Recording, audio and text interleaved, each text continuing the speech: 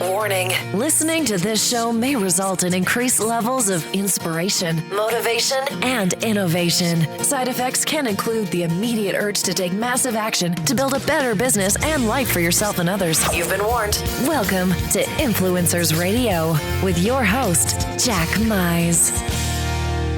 And welcome back to another episode of Influencers Radio.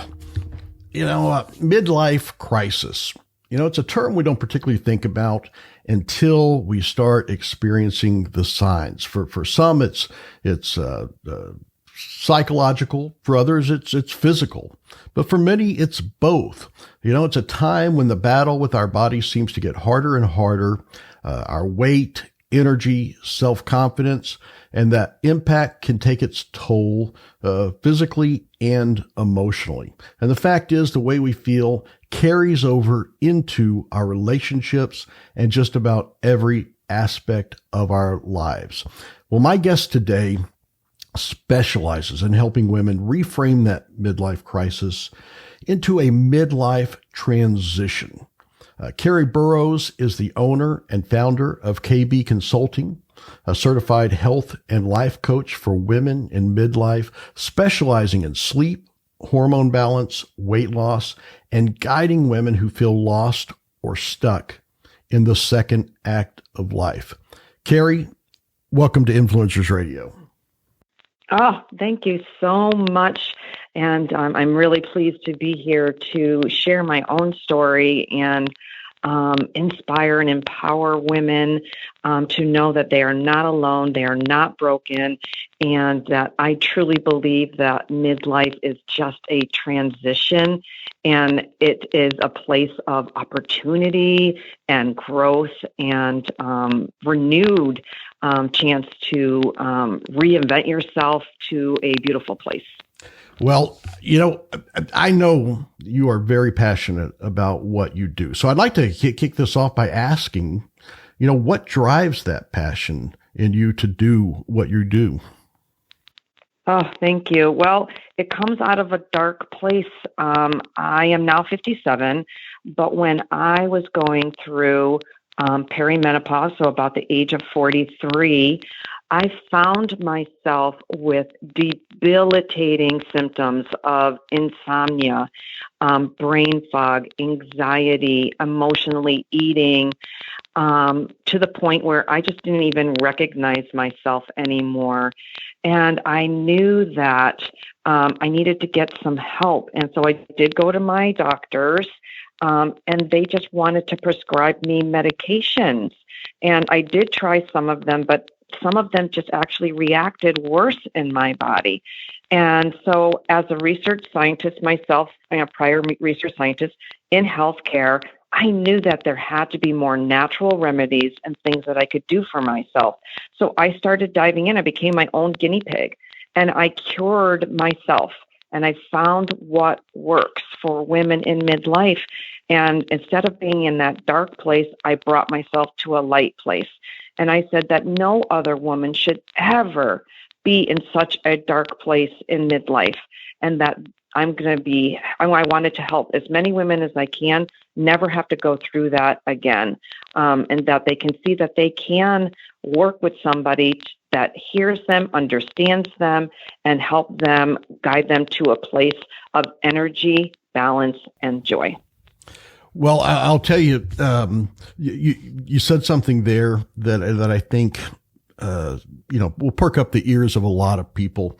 And it's about, doctors and what they prescribe and things like that. And, seems to be that, in this day and age, the first resort is, there's a pill for that. Right. And oftentimes, people think that's the end, that's their only hope. But beyond that, you've kind of discovered some ways to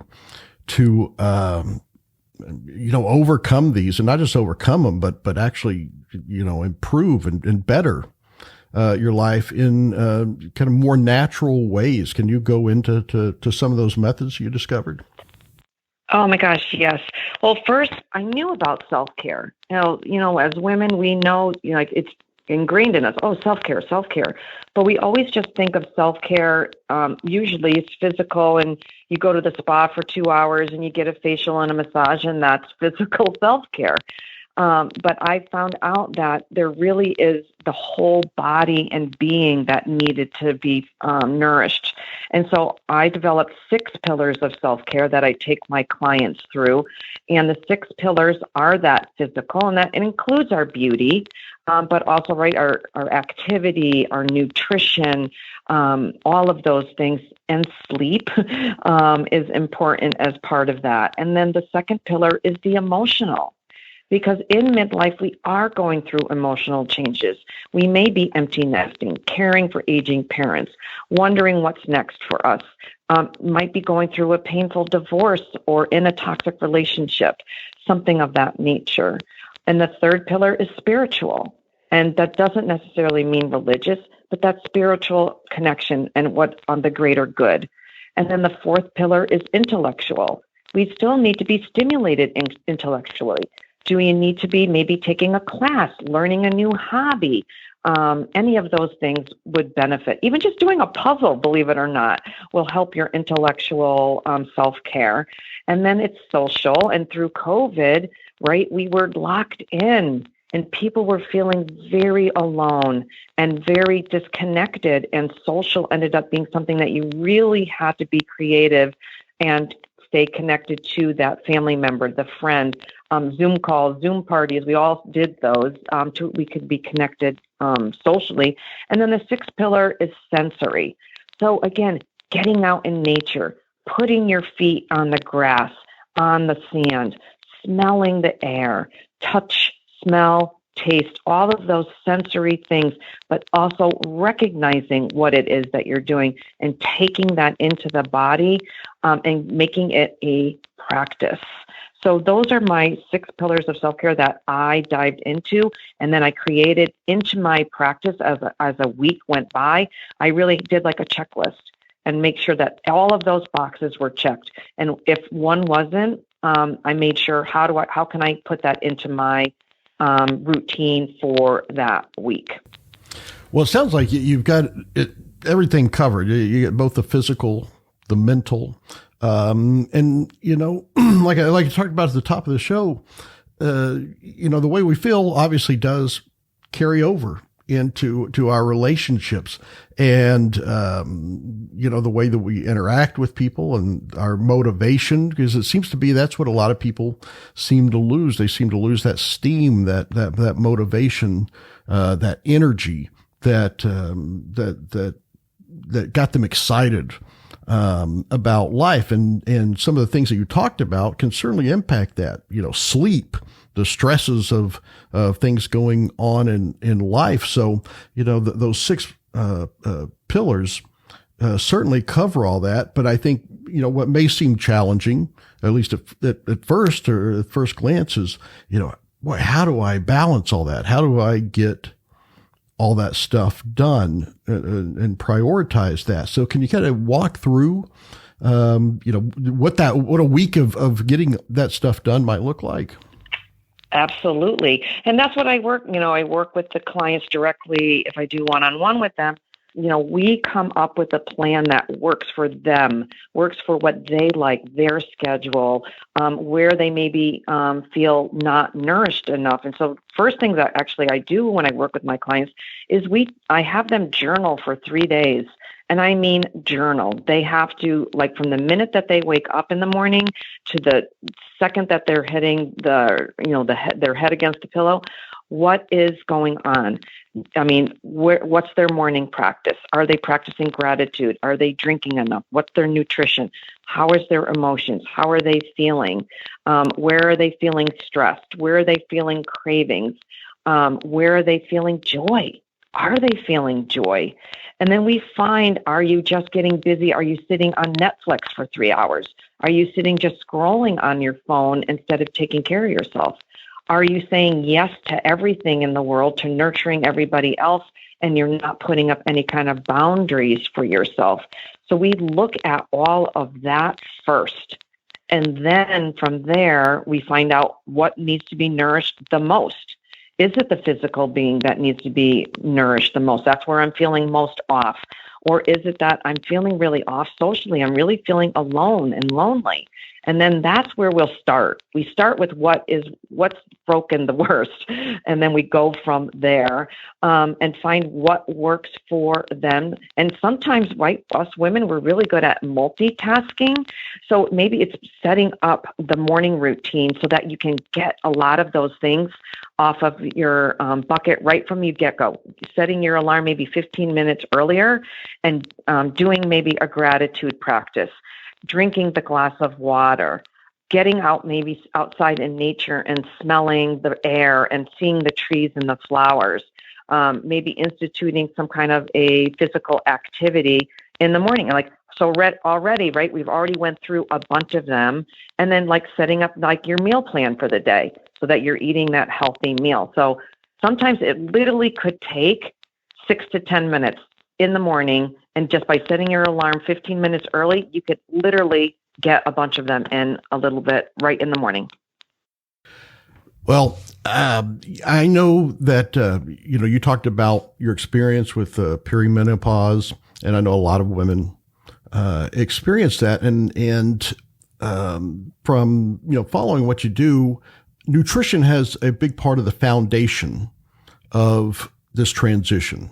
And we know that changing the nutrition or focusing on the nutrition can, not just change your body physically, but also have a big impact mentally, right? So could you talk a little bit about that? Because I know that you have a lot of suggestions on the types of foods to eat, the types of foods not to eat, especially with your focus on women and balancing those hormones and getting them to feel better. Can you dig a little deeper into that? Oh, absolutely. Actually, I truly believe our nutrition, how we treat food, our relationship with food, when we eat, how we eat, where we eat, has so much to do, and it can actually totally change your experience within your body and within your life in perimenopause, menopause, and then even into postmenopause. And that is actually something that I totally did my research and dialed in. So let's start with the things that you actually should be staying away from that I learned through my research and I did myself. And the number one is sugar.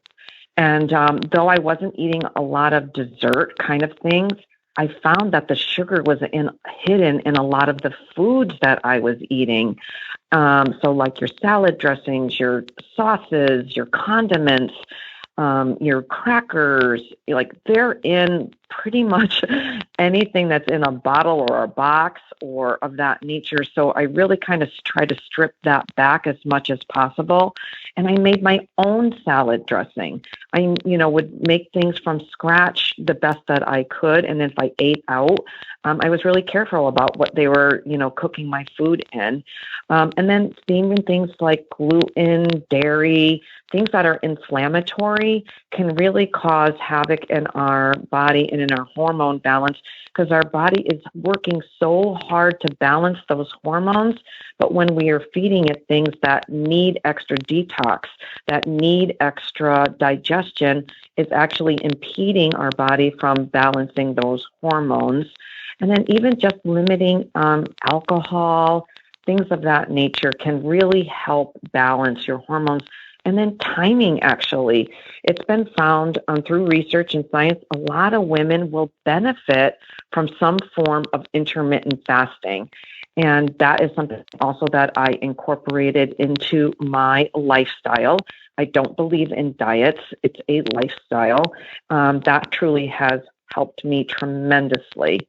And then the healthy foods to eat, it's all the things we already know, but right, we want to dial it up more. So the healthy fats, we were all taught, I don't know, many women my age, we were taught fat makes you fat. And we all we bought all that low fat, foods, and we lived on low fat foods. And we weren't eating the healthy fats. So the things like the avocados, the flaxseed oil, the olive oil, healthy nuts and seeds, healthy fatty fish.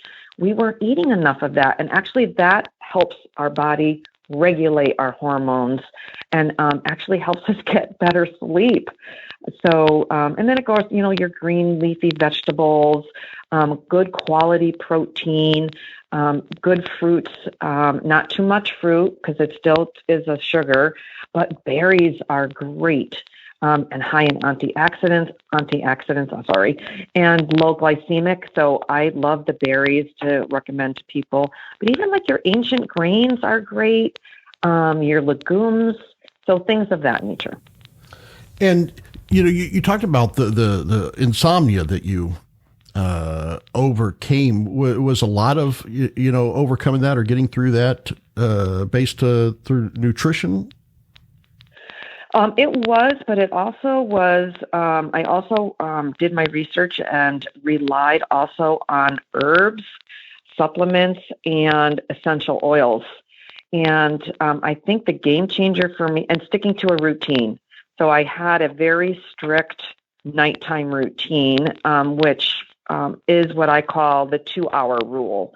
So the 2-hour rule is for women to not eat a big meal 2 hours before dinner, no alcohol before bedtime. No alcohol 2 hours before, making sure the bedroom is cool and dark before they go to bed, maybe doing a sleepy time tea 2 hours before. 2 hours before you're getting off your devices. And if you are on your devices, you should be wearing a blue blocker glass because that blue light actually makes us stay up late at night. And so, and then by limiting the sugar, the gluten, the inflammation, that helps us regulate and get into that better synchronicity for sleep. Now, when you do this, and a lot of this, through the nutrition and through, some of these things that you're doing, definitely, have that impact on your mindfulness, right? But when you talked about some of those life events that can, have a big impact. You talked about, divorce. I know a lot of people that in midlife, they're going through, kids are leaving the house. They become empty nesters. Their career changes, things like that. What do you do as far as, I guess it would kind of fall under that, brain mindfulness, Correct. And that balance in life. So that's why one of my pillars are energy, balance, and joy. And it does come into that balance, right? And how we choose what we let into our life, where we put ourselves as a priority and where we don't. Through life events, like you said, most women they're either going through maybe a divorce, they're empty nesting, caring for aging parents. They might be pivoting out of that career. All of that is so stressful. And so stress management, finding those tools that you can institute as part of your self-care also is part of it, and knowing that you're never alone, that there is somebody that can walk you through, that can be there to hold you accountable, to let you be heard where you maybe haven't been heard before. As you are going through this, and finding a path that will work for you. Is it a gratitude practice? Is it getting out in nature more? Is it deep breathing? I take all of my clients and I teach them 4 different breathing exercises that they can have at their disposal at any time to bring them back into a parasympathetic state so that they can calm that central nervous system down, not release the cortisol, and get you into a more peaceful state to maybe handle those stressful things in life. And then setting up those boundaries. What are those boundaries that you need around those things? Do you need help? Maybe with empty nesting? Do you need help caring for that aging parent? Do you need help in self-belief? Are you stuck in self-doubt that you can pivot? And what does that look like? So there are so many great strategies that I help work my clients through. And we work with, where they are at and where they need to be, and then connect to their why. Why is it important to them? And then who's going to benefit on the other side of it, right? Because we're in this journey together with a partner, with your family, with your girlfriends, with your community. And that's all part of it. When a woman is in balance, has energy and joy, oh my God, we can take the world on. We can do so many amazing things once that happens. And then it becomes a ripple effect to our family, to our community, and then out into the world. And that's when I want to try to help women, inspire and empower them to be their best self on every stage and as whatever step that they are taking. Well, change can be uncomfortable for people at just about any age, right? And absolutely. It seems that in midlife, it can be, especially so. And one of the things that really stands out to me is you're not just, it's not theory with you. You've experienced a lot of this. And, when we're talking about people's, uncomfortable to change, but when they're forced to, pivot, you right. have a PhD in pivoting. It seems like, because you've gone through a lot of different, I guess, episodes in life. Can you kind of talk about that and your pivots and how that's kind of strengthened your ability to help others do this? Yeah, Bill. And thank you for asking that, because it is so important that women know that they're not alone. So, I've gone through, a few career pivots in my world, going from a research scientist, working literally in healthcare in a clinical setting, going back to school with 3 children, and earning a different degree, and then working in the nonprofit sector, still around healthcare, because I wanted to have more impact. And then, and now, right, I went back into healthcare again, and looking for a more impact and really connected to my passion and purpose. But when I was going through that change in perimenopause, I also went through the painful divorce with 3 children and really having to dial into rejuvenate, reinvent, and believe in myself again and what that could look like as I was wearing all those different hats. And then recently, I was the caretaker for my elderly dad. And unfortunately, I did lose him last year. And so I understand also having to create that balance as you're caring for that aging parent, and setting up those boundaries and looking for help, and just knowing that I'm not perfect. And I can figure this out, but I'm going to need some help, and finding that help and giving back to myself at the same time, finding that balance was so important, because then from there, like when I was going through the painful divorce, I could be there for my kids. And now I'm a role model for my kids, that I could pivot, that I can come do hard things. And so it really goes back to us finding that strength, those truths, those gifts that are already within us, and then exploring them and making them come to fruition. Well, you certainly have a passion around this, and I know the people that you work with, benefit tremendously from not just your passion, but your experience in doing this. And it has, like you said, a big impact on not just on their life, but the lives of others, the lives of the people that they love, the people that love them. So I'd like to get a little more into the tactical part of this. And I know you talked a little bit about this earlier, but if someone was to work with you, what does that look like? What is the steps? What could they expect? The mechanics of that? Absolutely. Well, at first it's just a conversation. And it's an open conversation. It is a loving, heart-centered conversation. It is really exploring and discovering, where are you off balanced? What is the thing that needs to be nourished most? What is the most, what is your goal? What is your dream? Where are you stuck? And then we start peeling back those layers, and then we figure out what maybe is the best program, the best approach. What is the next step? Is it that we need to really be working on that nutrition and the physical side?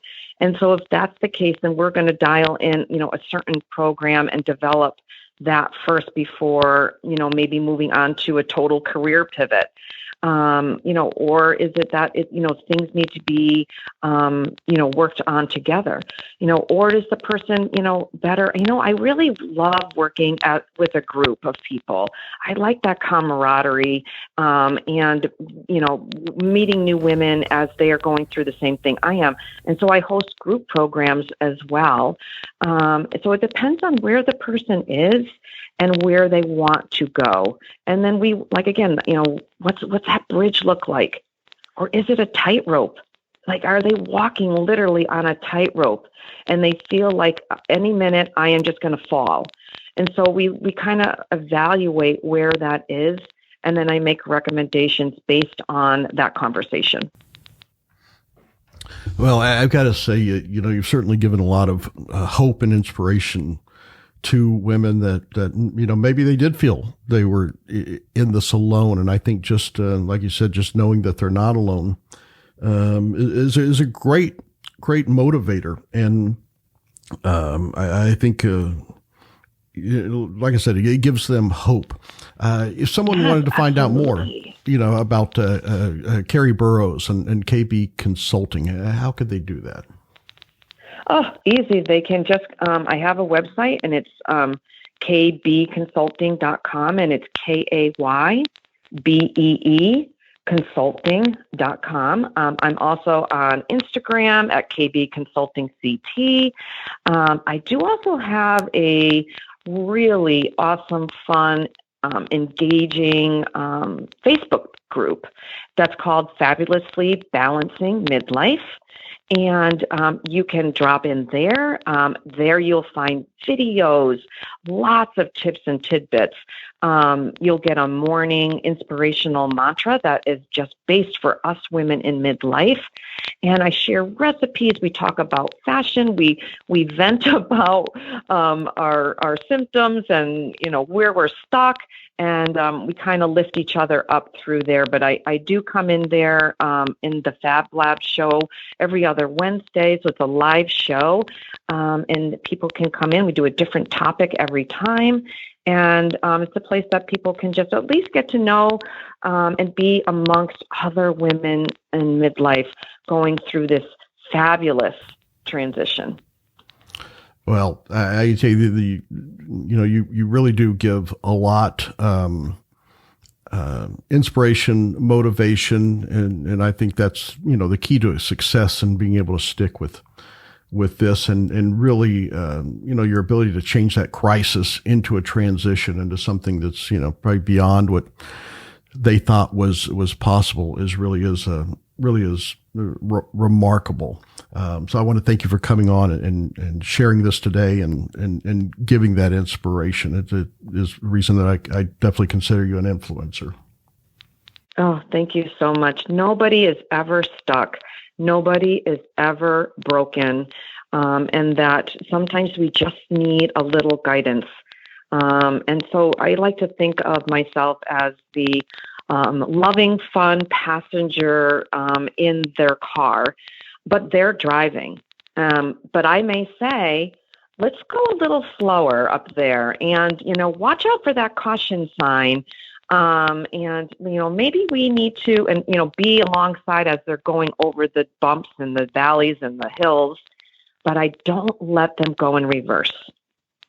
I help keep them going forward, even if it's just one baby step at a time, or a little slow on the gas, but I don't ever let them go in reverse. So it's just that loving, heart-centered person that's just alongside, because the gifts that are already inside them. They already know their truths. I'm just helping guide them, bring them, and get them there quicker and with simple tips, simple ways that they can incorporate into their daily lives. Well, they're certainly in good hands. So I want to thank you again for coming on today, making a tremendous difference in people's lives. Folks, there you have it. Definitely check out Kerry Burrows, KayBee Consulting, KayBee. And we'll have the links there on the show post, along with the links to, besides Kerry's website, also the Facebook group and other social media outlets that you can follow her on. Until next time on Influencers Radio, remember, you are the only real game changer. You've been listening to Influencers Radio. To get all past shows and updates on future shows, visit influencersradio.com today.